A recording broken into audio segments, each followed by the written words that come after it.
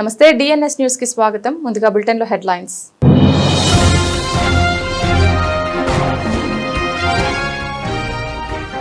Parliament సమావేశాల్లో ప్రజా సమస్యలపై ఆందోళనలు. పెద్దపల్లి ఎయిర్పోర్ట్ పై కేంద్రంపై ఒత్తిడి పెంచుతున్న ఎంపీ గడ్డం వంశీకృష్ణ.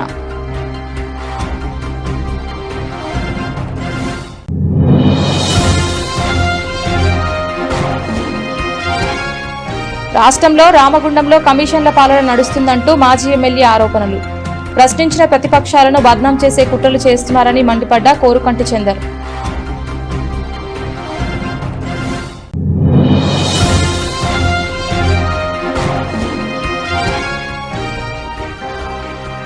పని గంటలు పెంచినప్పుడు జీతం ఎందుకు పెంచడం లేదు? మున్సిపల్ కార్మికులకు 26,000 వేతనం చెల్లించాలని సిఐటియు జిల్లా అధ్యక్షులు కుమారస్వామి డిమాండ్.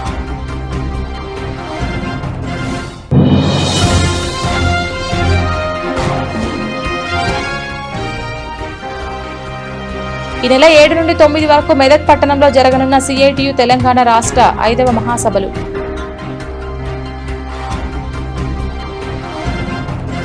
న్యూఢిల్లీలో జరుగుతున్న పార్లమెంటు సమావేశాల సందర్భంగా పెద్దపల్లి ఎంపీ గడ్డం వంశీకృష్ణ ప్రజా సమస్యలను బలంగా లేవనెత్తుతూ వరుసగా ధర్నాలు నిర్వహిస్తున్నట్లు తెలిపారు. ఎస్ఐఆర్ వంటి ప్రజలకు సంబంధించిన కీలక అంశంపై నిరంతరం ఆందోళనలు చేపడుతున్నామని ఎంపీ చెప్పారు.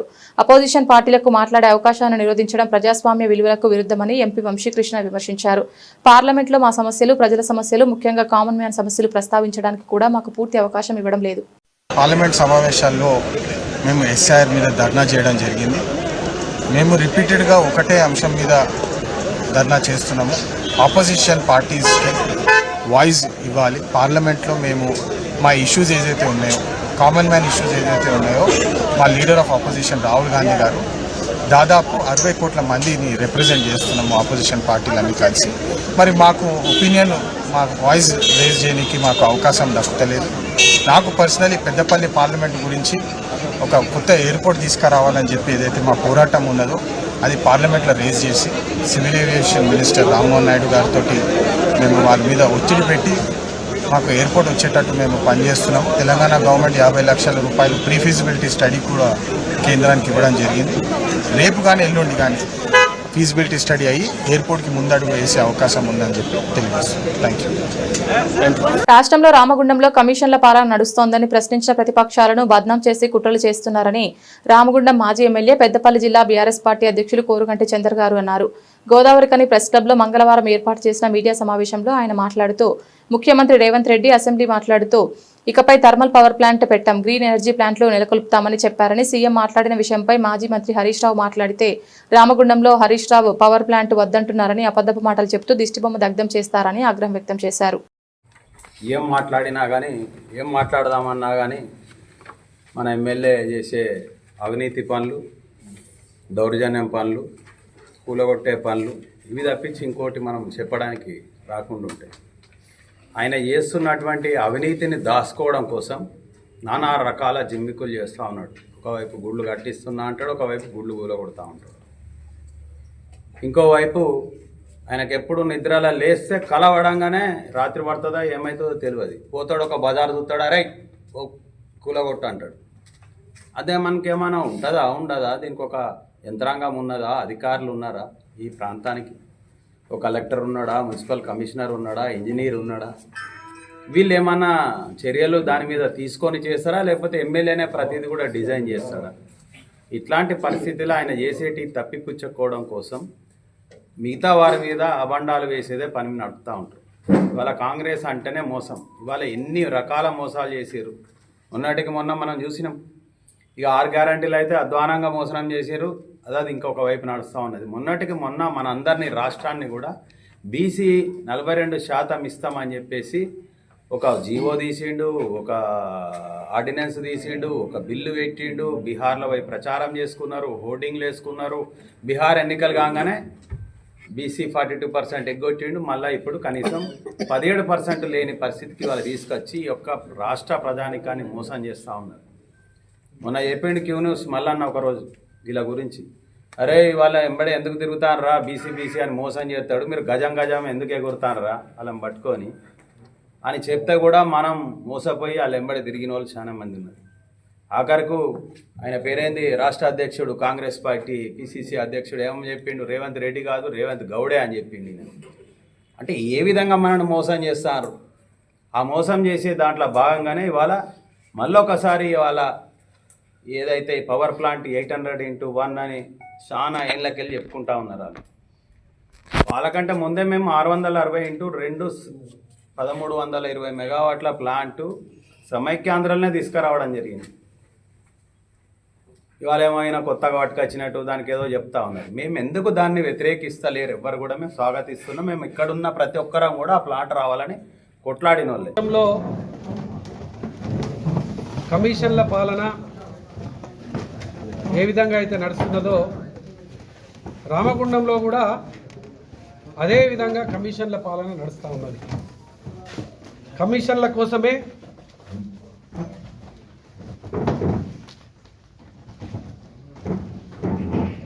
తెలంగాణలో ఏ విధంగా అయితే కమిషన్ల పాలన నడుస్తున్నదో రామగుండంలో కూడా కమిషన్ల కోసమే పనులు చేస్తున్నటువంటి పరిస్థితి కూడా కనిపిస్తూ ఉన్నది.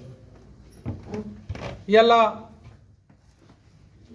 కమిషన్ల కోసం పనుల కోసం మాట్లాడడమే కాకుండా ప్రతిపక్ష పార్టీకి సంబంధించినటువంటి నాయకులను బదనాం చేసేటువంటి ఒక కుట్ర కూడా రామగుండంలో జరుగుతూ ఉన్నది.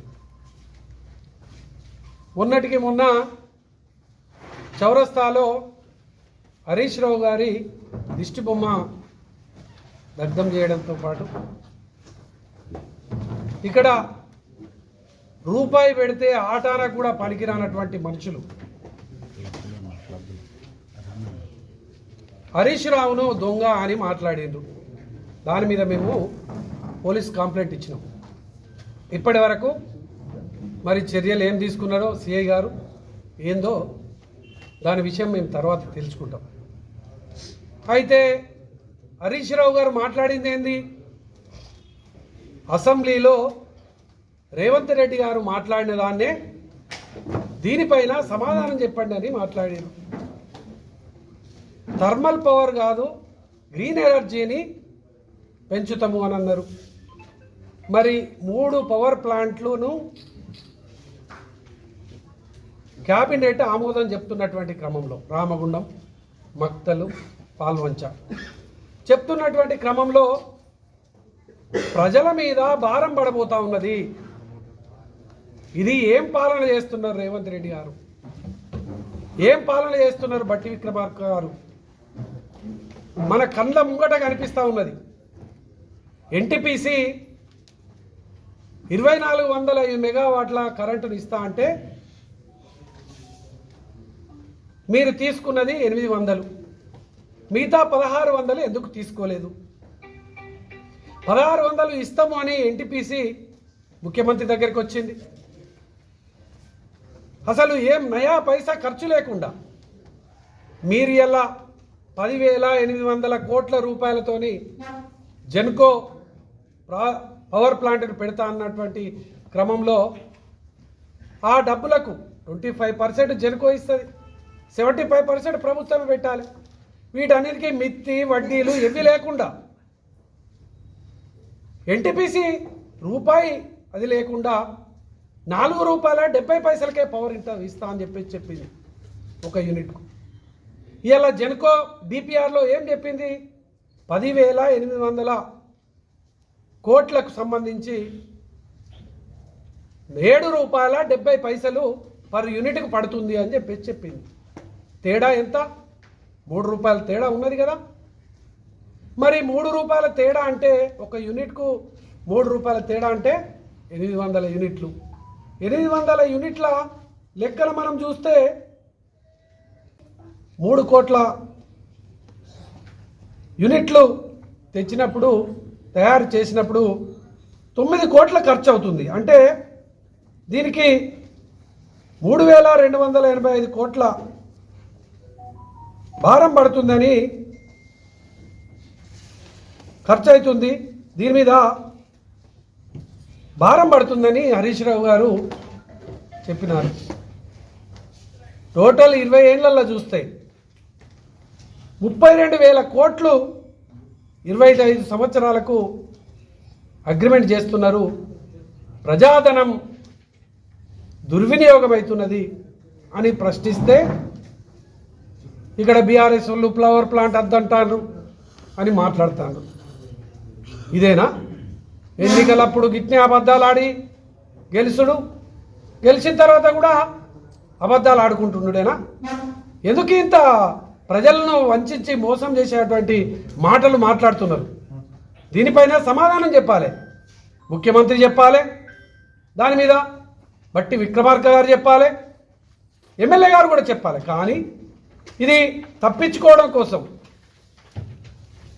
ఈ ప్రజల మీద పెట్టేటువంటి భారాన్ని కప్పిపుచ్చుకోవడం కోసం ఇలా ఓ నాటకాలు ఆడుతున్నారు.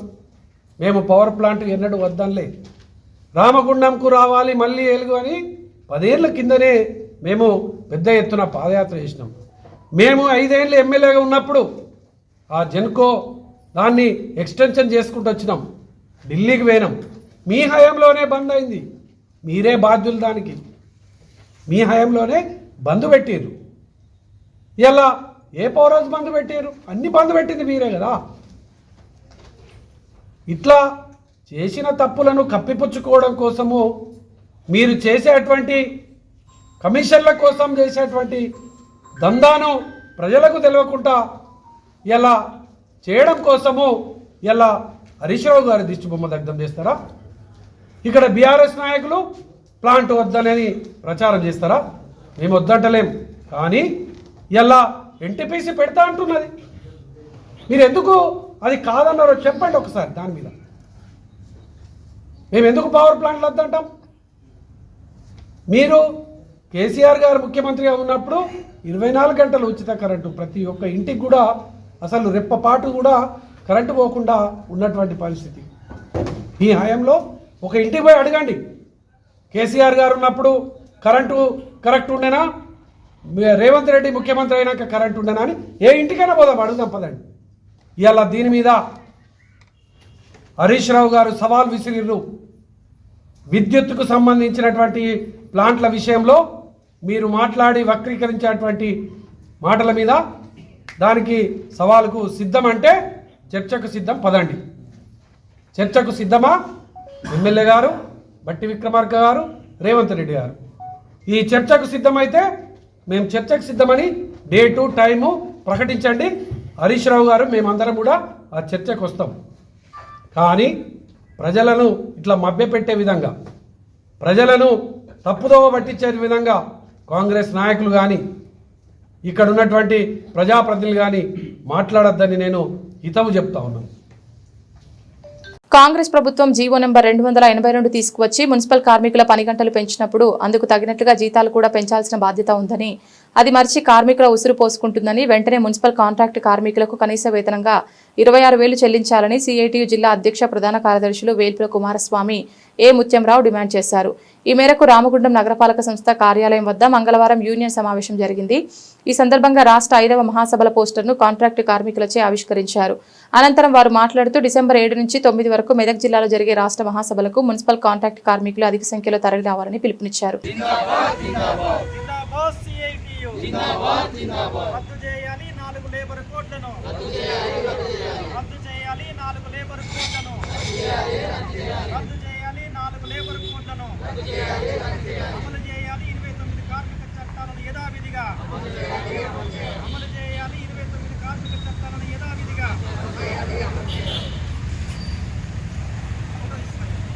సిఐటియు తెలంగాణ రాష్ట్ర 5వ మహాసభలు డిసెంబర్ 7, 8, 9 3 రోజుల పాటు మెదక్ జిల్లా మెదక్ పట్టణంలో జరుగుతూ ఉన్నాయి.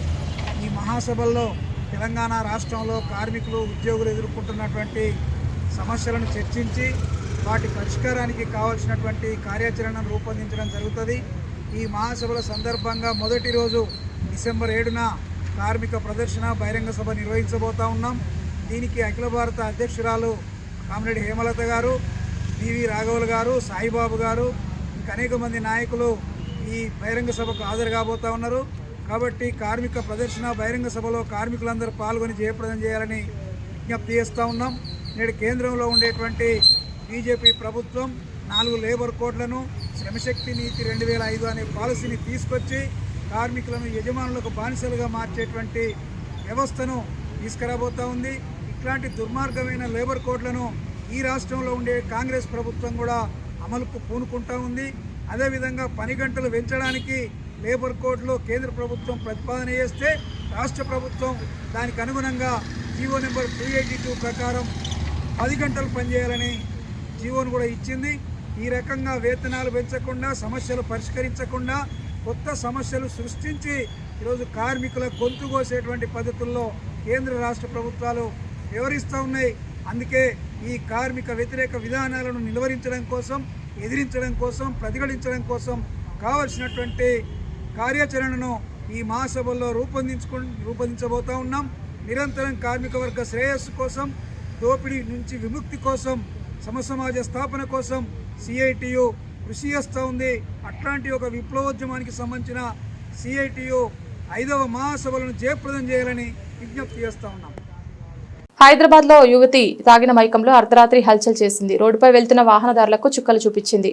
జీడిమెట్ల పోలీస్ స్టేషన్ పరిధిలోని షాపూర్లో జరిగిన ఈ ఘటనకు సంబంధించి వివరాలు ఇలా ఉన్నాయి. షాపూర్ నగర్ చౌరస్తాలో ఓ యువతి తాగిన మైకంలో సోమవారం అర్ధరాత్రి నడి రోడ్డుపై హల్చల్ చేసింది. రోడ్డుపై వెళ్తున్న వాహనదారులను అడ్డుకుంటూ కేకలు వేస్తూ వీరంగం సృష్టించింది. వాహనదారులనే కాకుండా కొద్దిసేపు పోలీసులకు కూడా చుక్కలు చూపించింది. అర్ధరాత్రి రోడ్డుకు అడ్డంగా నిలబడి కేకలు వేస్తూ పోలీసుల వాహనాన్ని పరీక్షించింది. ఎట్టకేలకు 108 సహాయంతో యువతిని ఆసుపత్రికి తరలించారు. పోలీసులు మద్యం మత్తులో హల్చల్ చేసిన యువతి రోడా మేస్త్రి నగర్ కు చెందిన ఇందుగా గుర్తించారు.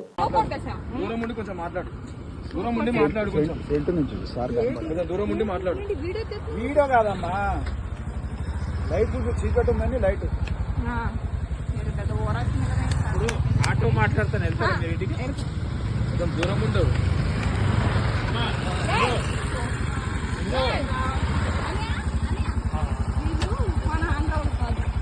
మన కేసీఆర్ వస్తాడు కదా, ఎక్కడ పోవాలి? ఆంధ్ర. కూర్చోండి.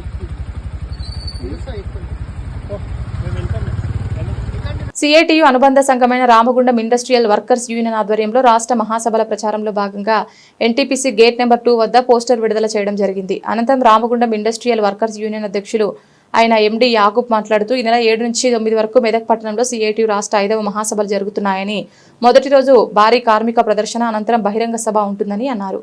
దీనికి ముఖ్య అతిథులుగా బివి రాఘవులు, ఉమ్మడి రాష్ట్ర పూర్వ ప్రధాన కార్యదర్శి కె హేమలత, సిఐటియు అఖిల భారత అధ్యక్షులతో పాటుగా ఎం సాయిబాబు, రాష్ట్ర ప్రధాన కార్యదర్శి పాలడుగు భాస్కర్, ఎస్ వీరయ్య, ఎస్వి రమ, వంగూరు రాములు తదితరులు పాల్గొంటున్నారని, ఈ సభకు సిఐటియు రాష్ట్ర అధ్యక్షులు చుక్కా రాములు అధ్యక్షత వహిస్తారన్నారు. సిఐటియు తెలంగాణ రాష్ట్ర 5వ మహాసభలు మెదక్ జిల్లాలో జరగనున్నాయి. అందులో ప్రచారంలో భాగంగా ఈరోజు రామగుండం ఇండస్ట్రియల్ వర్కర్స్ యూనియన్ ఆధ్వర్యంలో గేట్ నెంబర్ 2 ఎన్టీపీసీలో పోస్టర్ విడుదల చేయడం జరుగుతుంది.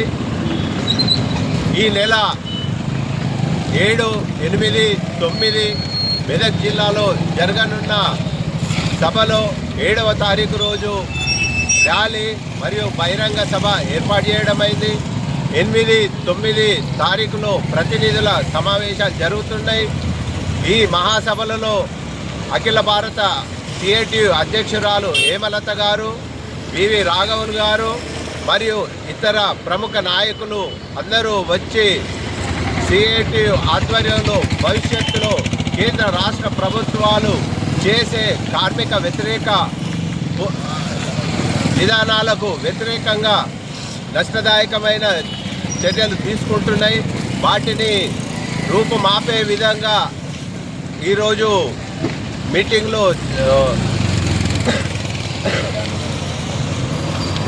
కార్యాచరణ ఏర్పాటు చేయడం జరుగుతుంది. అందులో భాగంగా ఈరోజు ఇది జరుగుతుంది. అదేవిధంగా కేంద్ర రాష్ట్ర ప్రభుత్వాలు కార్మికులకు నష్టదాయకమైన లేబర్ కోడ్లు కానీ, కర్షకులకు నష్టదాయకమైన ఇతర ముసాయిదా బిల్లులు కానీ తీసుకురాబోతున్నాయి. వాటిని ఖండించవలసిన, ప్రతిఘటించవలసిన అవసరము ఎంతైనా ఉంది. కావున కార్మికులు అందరూ దీని మీద పోరాటం చేయవలసిన అవసరం ఉంది. ఈ ప్రచారంలో భాగంగా ఈరోజు ఈ పోస్టర్ విడుదల, రేపు అనగా 3వ తారీఖు రోజు గోదావరికని సిఐటి ఆఫీస్ నుండి 2K రన్ను కూడా నిర్వహించడం జరుగుతుంది. కావున కార్మికులు పెద్ద ఎత్తున పాల్గొని ఈ సభను అంటే ఈ ప్రచారాన్ని విజయవంతం చేయాలనేసి రామగుండం ఇండస్ట్రియల్ తరఫున విజ్ఞప్తి చేస్తున్నాం. సిరిసిల్ల గీత ప్రచార సేవా సమితి శ్రీ సద్గురు మలయాళ గీత ఆశ్రమంలో కోడం నారాయణ అధ్యక్షతన ప్రధాన కార్యదర్శి డాక్టర్ జనపాల శంకరయ్య కార్యనిర్వహణలో గీతా జ్ఞానయజ్ఞం బ్రహ్మచారి శ్రీ అక్షయ చైతన్య స్వామీజీ వారం రోజుల నుండి కర్మయోగ సందేశాన్ని వేదాంత పంచదశి ప్రతిరోజు ఉదయం ప్రవచనం చేశారు. గీతా జ్ఞానయజ్ఞం ముగింపు సభకు ముఖ్య అతిథిగా ఈ రోజు ఆర్డీఓ వెంకటేశ్వర్లు హాజరై మాట్లాడారు. భగవద్గీత మనిషి ముక్తికి సాధనమని, మనిషి మార్పుకు సాధనమని అర్జునునికి నిమిత్తంగా మనందరికీ చెప్పినదే భగవద్గీత అని ఆర్డీఓ వ్యాఖ్యానించారు. భగవద్గీతను అర్థం చేసుకుని ఆత్మశుద్ధి చేసుకుని న్యాయవంతులుగా ధర్మాన్ని సంరక్షించుకుని ముందుకు సాగాలని పిలుపునిచ్చారు. ఈ కార్యక్రమంలో అధ్యక్షుడు కోడం నారాయణ మాట్లాడుతూ గీత ప్రచార సమితి ఆవిర్భావం పూర్వపరాలను విన్నవించారు. అలాగే డాక్టర్ జనపాల శంకరయ్య మాట్లాడుతూ గీత చదివితే తలరాత మారుతుందన్నారు. స్వామీజీ నారికేల పాకంలో కాకుండా కదలి పాకంలో కాకుండా ద్రాక్ష పాకంలో అనగా సులభంగా అర్థమయ్యే రీతిలో వివరించి చెప్పాలని స్వామీజీని ఘనంగా గీత ప్రచార సేవా సమితి సన్మానించింది. ఈ సందర్భంగా విద్యార్థులకు గీతా పట్టణ పోటీలు నిర్వహించి గ్రూప్ 1లో జి శివన్ ప్రథమ బహుమతి, ఆర్ వత్సల్య ద్వితీయ బహుమతి, రెండవ గ్రూపులో కె తేజశ్రీ ప్రథమ బహుమతి, ఎం మేధస్వి ద్వితీయ బహుమతి, సిహెచ్ లాత్విక తృతీయ బహుమతి మరియు ప్రత్యేక బహుమతి ఎం హాసినికి మొత్తం 7 విద్యార్థులకు ప్రశంసా పత్రాలు బహుమతిని కూడా ప్రదానం చేశారు. ఈ కార్యక్రమంలో కట్టెకోల లక్ష్మీనారాయణ, దాసరి రాజేష్, గజ్జలి రామచంద్రం, ఏనుగుల ఎల్లయ్య, చిన్మయ, మిషన్ ప్రధాన కార్యదర్శి నల్ల సత్యనారాయణ, ప్రచార కార్యదర్శి మేరుగు మల్లేశం, గోష్కొండ దామోదరం, పంతులు, దాసరి రాజేష్, జయమ్మ, గడ్డం కౌసల్య, శారద భక్తులు పాల్గొన్నారు.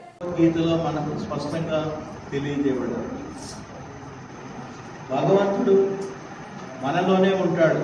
దేహమేరా దేవాలయం, జీవుడేరా సనాతన దైవం. మరి దాన్ని తెలుసుకోవడానికి గొప్ప గొప్ప మహర్షులు మాత్రమే తెలుసుకున్నారు. ఉదాహరణకు వివేకానంద స్వామికి ఒక ప్రశ్న తట్టి భారతదేశం మొత్తం పర్యటించింది. చివరికి రామకృష్ణ పరమహంస వచ్చిన తర్వాత భగవంతుడు దర్శనం అనేటువంటిది ఆయన చేయించడం జరిగింది. మనకి రమణ మహర్షి గురించి తెలుసు. ఆయన కూడా ఎన్నో జన్మలు ఆయన భక్తి మార్గంలో ప్రయాణిస్తే ఆ విధంగా చేయడం జరిగింది. ఉదాహరణకు ఆయనని ఇప్పుడు మనం దేవుడిగా కొలుస్తున్నాం. రమణ మహర్షి అంటే మనిషే మహాత్ముడు, ఈ యొక్క శ్రీమన్నారాయణునిగా అవతరించే అవకాశం. వాళ్ళందరినీ కూడా మనం ఎందుకు పూజిస్తామంటే వాళ్ళు జన్మ సార్థకత చేసుకొని భగవత్స్వరూపాన్ని భగవదనుగ్రహాన్ని పొందారు. ఇప్పుడు ఈ యొక్క భగవద్గీతలో మనకు కర్మయోగము, జ్ఞానయోగము, భక్తి యోగము ఇలా అధ్యాయాలు 18 అధ్యాయాలు ఉన్నాయి. నేను భగవద్గీత 3వ తరగతి చదివేటప్పుడే నేను చదివిన. దాదాపు 8 సంవత్సరాలు ఉన్నప్పటి నుంచే ఇప్పటి వరకు నేను ఒక 18 పర్యాయాలు చదివిన భగవద్గీత. అంటే నిత్యము కనీసం ఒక 2-3 శ్లోకాలను చదువుకొని వాటి అర్థాన్ని మనం శ్రీకృష్ణుడు జయంతి నుంచి ప్రారంభించి మళ్ళీ శ్రీకృష్ణుని జయంతి ముందు రోజు వరకు కంప్లీట్ చేయాలి. యాక్చువల్గా అది నిజమైన గీతా యజ్ఞానికి క్యాలెండర్ అన్నట్టు. అయితే చాలామందికి తెలియని విషయాలు అనేటువంటివి ఉన్నాయి. మొత్తం ఈ సృష్టిలో 84 లక్షల జీవరాశులు ఉన్నాయి. ఈ 84 లక్షల జీవరాశిలో 83,99,999 అవతారాలన్నీ కూడా పశుపక్షాదులు, మన వృక్షాలు అన్నీ కూడా అన్ని జంతుజాలం అన్నీ. ఈ జీవుడేరా సనాతన దైవం అన్నాం కదా. ఈ జీవి ఏమన్నదంటే పరమాత్మతోని నువ్వు చాలా స్వార్థపరుణ్ణి, నీ రూపం ఇస్తే నేను మీకంటే మించిపోతాననే ఉద్దేశంతో మీ రూపం ఇస్తలేరు అని ప్రశ్నించడం జరిగింది. ప్రశ్నిస్తే ఆ ప్రశ్నకు సమాధానంగానే మానవ రూపం ఇవ్వడం జరిగింది. మరి మానవ రూపము మరి 2 లక్షల సంవత్సరాల క్రితము మనిషి నిలబడే స్థాయి నుంచి వచ్చి ఆ తర్వాత ఇప్పుడు మహాభారత కాలము ఇవన్నీ కాలాలు వచ్చి మనిషి పరిణతి చెంది వచ్చారు. కానీ చాలామంది కూడా ఇంకా వారిలో మరి పూర్వజన్మ వాసన వల్ల అంటే గత జన్మల్లో మనం చేసుకున్నాం. ఎందుకు అంటే ఇప్పుడు 83,99,999 తర్వాతనే మానవ జన్మ వచ్చింది. మరి ఇన్ని జన్మల్లో చేసిన పాపాలు కడిగి వేసుకోవడానికి అప్పుడు ఆ జన్మలకు జ్ఞానాన్ని భగవంతుడు ప్రసాదించలేదు. మనం చేసినటువంటి పాపాలన్నీ కూడా ఒక గుట్టలాగా భావిస్తే ఆ దూదిగుట్టాన్ని జ్ఞానం అనే అగ్గిపుల్ల ద్వారా భస్మీపటలం చేసే అవకాశం కేవలంగా మనిషికి మాత్రమే ఇచ్చింది.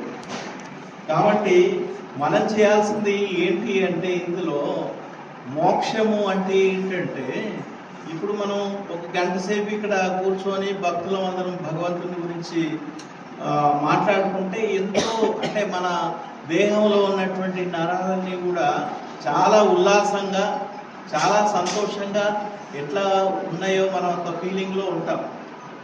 అదే మరి మోక్షం అంటే ఏంటంటే మనము ఈ భవబంధాల నుంచి విముక్తమయ్యి భవబంధాల నుంచి భగవంతుని దగ్గర నివాసము 36,000 సంవత్సరాలు ఉండడమే మోక్షం.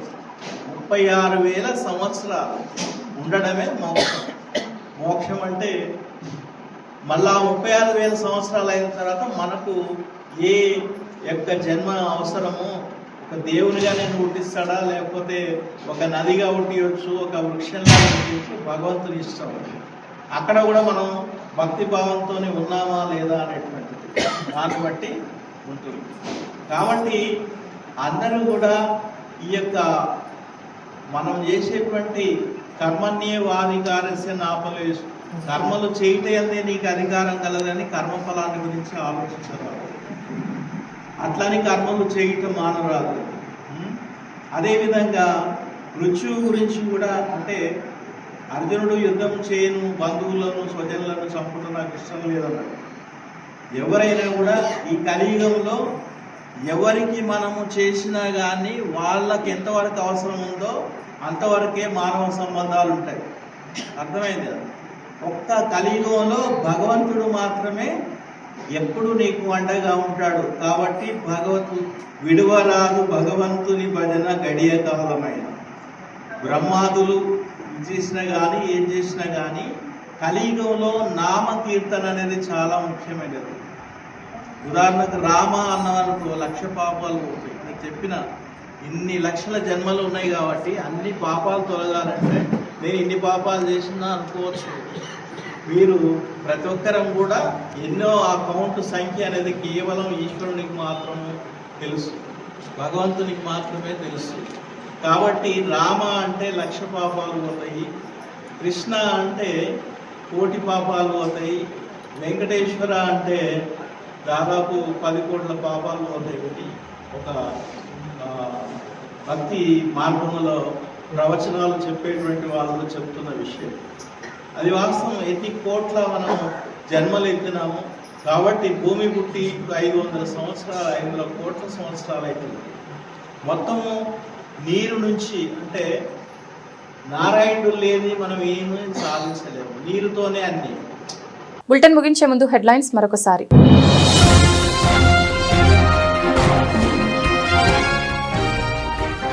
పార్లమెంటు సమావేశాల్లో ప్రజా సమస్యలపై ఆందోళనలు. పెద్దపల్లి ఎయిర్పోర్ట్పై కేంద్రంపై ఒత్తిడి పెంచుతున్న ఎంపీ గడ్డం వంశీకృష్ణ.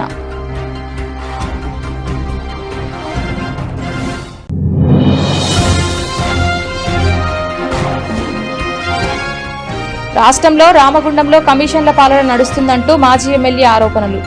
ప్రశ్నించిన ప్రతిపక్షాలను బద్నాం చేసే కుట్రలు చేస్తున్నారని మండిపడ్డ కోరుకంటి చందర్.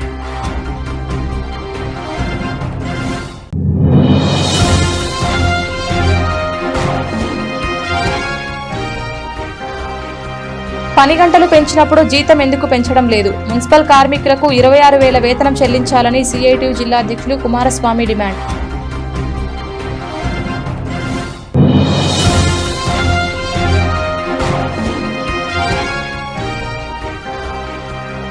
ఈ నెల 7 నుండి 9 వరకు మెదక్ పట్టణంలో జరగనున్న సిఐటియు తెలంగాణ రాష్ట్ర 5వ మహాసభలు.